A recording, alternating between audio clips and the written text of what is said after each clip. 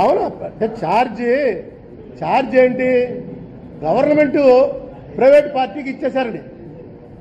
Government private పార్టీకి ఇచ్చేశారన్న charge.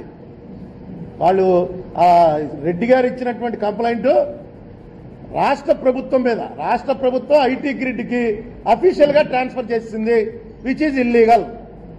అది దాని మీద బేస్ చేసి అతను చెప్పుకుంటాడు.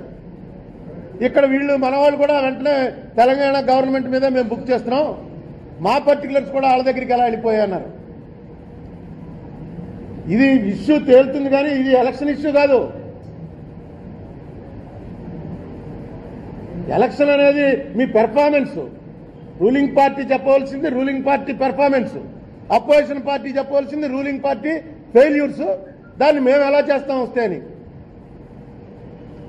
అక్కడి నుంచి ఎవరు పెద్ద దొంగ అనేటువంటి లెవెల్లో తీసుకురావటం దురదృష్టం నా ఉద్దేశంలో.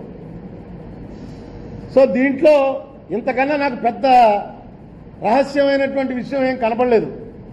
డెఫినెట్గా ట్రాన్స్ఫర్ మీ దగ్గర ఉన్నటువంటి సీక్రెట్ డేటా అనుకున్నటువంటి ఆధార్కు సంబంధించినటువంటి వివరాలు ఎప్పుడైతే ఒక ప్రైవేట్ పార్టీకి ఇచ్చారో మీరు ఖచ్చితంగా ఒక కేసు అట్రాక్ట్ చేసుకున్నారు. ప్రైమా ఫేసి అఫెన్స్ ఉంది. You have to prove it in court.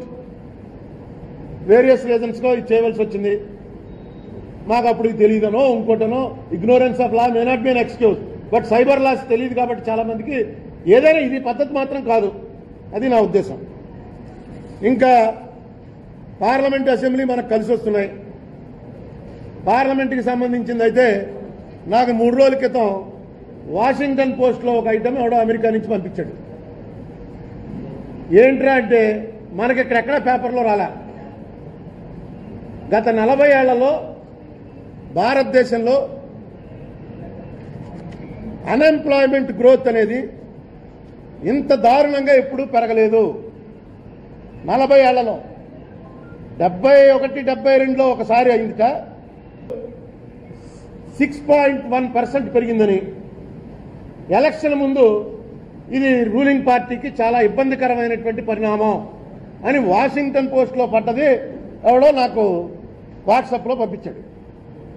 పంపిస్తే వాషింగ్టన్ పోస్ట్లో పడ్డది మన ఇండియాలో ఏ పేపర్లో పడలేదు ఏంటని నేను అసలు దీనికి సంబంధించినటువంటి నేషనల్ శాంపిల్ సర్వే ఆఫీస్ అని ఒకటి ఉంటుంది గవర్నమెంట్ ఆఫ్ ఇండియాది, ministry of statistics and programme ఇంప్లిమెంటేషన్ది.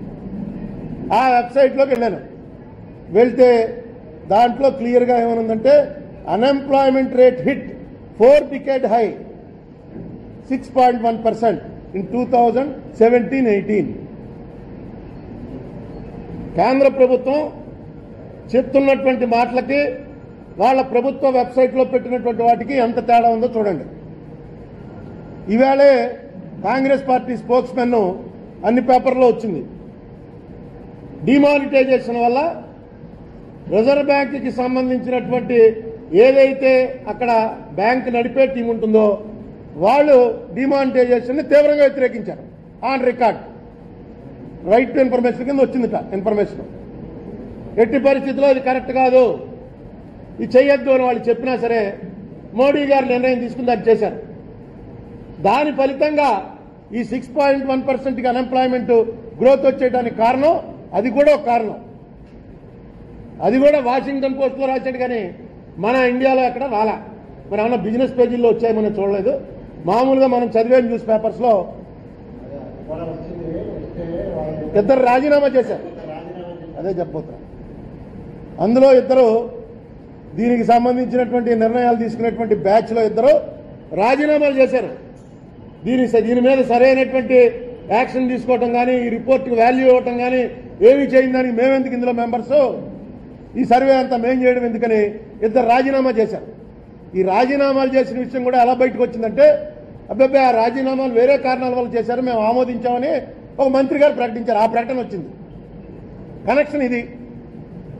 కేంద్ర ప్రభుత్వం పరిస్థితి ఎంప్లాయ్మెంట్ 500, 1000 తీసేశాను, మొత్తం అంతా మారిపోతుంది, దేశం అంతా మారిపోతుందని చెప్పిన దాంట్లో ఏమీ మారలేదు. నిరుద్యోగం పెరిగిపోయింది, బోళ్ళంతమంది దెబ్బతినేశారు. మా దేశాయ్ గారే అక్కడ హైదరాబాద్ హాస్పిటల్కి వెళ్ళి రాత్రి వెళ్ళి ఏటీఎంలో తీసుకున్నారు. పొద్దున్న హాస్పిటల్కి వెళ్ళడానికి టెస్టులకి దానికి 10,000 అంతా తీసుకుంటే 12 గంటలకి అవి పనిచేయని చెప్పి తెలిసింది. ఇబ్బంది పడవలసి వచ్చింది. ఎప్పుడు ఎవడు అడగని వాళ్ళు వాళ్ళని అడిగి గురువు డబ్బులు ఏమైనా ఉంటే సర్దున తర్వాత ఇస్తాను, పొద్దున హాస్పిటల్ అపాయింట్మెంట్ అని. చాలా మంది ఇబ్బంది పడ్డారు. పడిన నోరు మూసుకు ఎందుకు ఊరుకున్నారంటే ఏమో ఇదో పెద్ద దేశంలో మోడీ గారు వచ్చాడు, దేశం అంతా కూడా తిప్పేస్తున్నాడు, అందులో ఇది భాగం 3-4 లక్షల కోట్లు పోతాయన్నాడు గంగానదిలో అనుకున్నారు. ఏమీ పోలా, 100ల కోట్ల మీద పోయింది. అది ఎప్పుడు నెగ్లిజిబుల్ లేట. దొంగ నోట్లు వచ్చేవి, ఇవి వచ్చేవి. 14 లక్షల కోట్లలో 400 కోట్లు ఉన్నాయంటే నెగ్లిజిబుల్. అది అదే రిజర్వ్ బ్యాంక్ వాళ్ళు రాశారట, ఇది కరెక్ట్ కాదు, దొంగ నోట్లు అవాయిడ్ చేయడానికి కోసం అని మొత్తం నోట్లు ఆపేద్దాం ఉండడం కరెక్ట్ కాదు అని. అదొక విచిత్రం. ఇంకా దానికైనా మించిన విచిత్రం ఏంటంటే రాఫెల్. మొన్న మోడీ గారు అంటున్నారు ఇదే రాఫెల్ తుపాకీ ఉంటే అంత రాఫెల్ ఫ్లైట్స్ ఉంటే ఇంకా బ్రహ్మాండంగా ఉండు మనకి. ఎవడాపాడు? రాఫెల్ ఫ్లైట్లో కొన్న రేటు చెప్పమంటే రేటు చెప్పని వాడు ఎవడన్నా ఉంటాడండి అసలు? నీకు అందులో టెక్నాలజీ ఏంటి, వ్యవహారం ఏంటని అడిగితే అవి చెప్పకూడదా, యుద్ధ రహస్యాలు, మన టెక్నాలజీ తెలిసిపోతే అవతల వాళ్ళకి. మొత్తం అంతా కూడా ఫోటోస్టాట్లు తీసి ఎవడో పట్టుకుపోయట. నిన్న కోర్టులో చెప్తున్నారు, ఫోటోస్టాట్ ఎవడో అటెండర్ గారికి 500 ఇస్తే తీసి మొత్తం ఇచ్చేశాడు. హిందూ వాడి మీద కేసెడతారట. ఇవి అసలు దేశంలో యాక్ట్లు ఉన్నాయా? ఇంకా జర్నలిస్ట్ అనేవాడు కూడా నిజం కోసం కన్నంలోంచి చూడటం తప్పని చెప్పి చూసింది రాసినా అతని మీద కేసెట్టే పరిస్థితి వస్తే మీ పనే అది రంధ్రాన్వేషణ. మీరు రంధ్రాన్వేషణ చేయడం ద్వారా వేరే ఏదైనా మోటివ్తో చేస్తే అది ఐపీసీ అట్రాక్ట్ అవుతుంది. కానీ as a press man public interest కోసం నేనేం చేస్తున్నాను అన్నది మీరు నా వెనకాల ఫాలో అయ్యారనుకోండి, అది తప్పేలా అవుతుంది. నేను తప్పు చేసినట్టు ప్రూవ్ అయ్యాక. నేనేమి తప్పు చేయకపోతే అప్పుడు నేను అనొచ్చు, ఏమైనా వెనకాల 4 రోజుల నుంచి వెనకాల తిరుగుతున్నావు. నేను చేసిన అన్ని తప్పులు నువ్వు పేపర్లో రాస్తున్నావు. అసలు చెప్పం ఇది సీక్రెట్ అనేది ఏంటో నాకు అర్థం అవట్లే. బాఫోర్స్ గన్ను తీసుకొచ్చి శామ్యానా వేసి అందరినీ కూర్చోబెట్టి గాలిలో కాల్చి చూపించారు. ఎంత ఎత్తు వెళ్తుంది, ఎంత బయటికి వెళ్తుంది. ఆవేళ అడిగింది వీళ్ళ పార్టీయే కదా. ఈవేళ ఆ రహస్యాలు ఏమి అడగట్లా. మీరు 10 రూపాయలకి కాంగ్రెస్ వాళ్ళు కొన్నదాన్ని 20 రూపాయలు రేటు పెంచి ఎందుకు కొంటున్నారు, కారణం చెప్పండి అని అడిగారు. అసలు చెప్పరట. అది రహస్యం కాబట్టి మేము చెప్పం. ఎక్కడయ్యా రహస్యం, ఎక్కడుంది రహస్యం అంటే ఆ అమ్మేవాడు, రాఫెల్ అమ్మేవాడికి ఈ కొనుక్కునేవాడు రాసుకున్నారట ఇది రహస్యం, బయటికి చెప్పమని. ఎక్కడైనా విన్నాము మనం? కోర్టు ముందు అదే మాట చెప్తారు.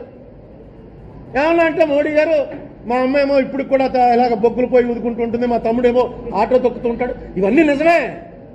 నిన్నెవరో కూడా నువ్వు తీసుకెళ్ళి నీ కుటుంబానికి ఇచ్చావని అంటలా. ఈ మోసం ఏంటి చెప్పు? ఇది మా డబ్బు, ఇది ఈ దేశానికి సంబంధించిన డబ్బు. నువ్వు తినవు కాబట్టి ఇంకెవరిని ప్రశ్నించడం అంటే కుదరదు. మన్మోహన్ సింగ్ తిన్నాడా? మన్మోహన్ సింగ్ కన్నా ఆనిస్తా వీళ్ళు.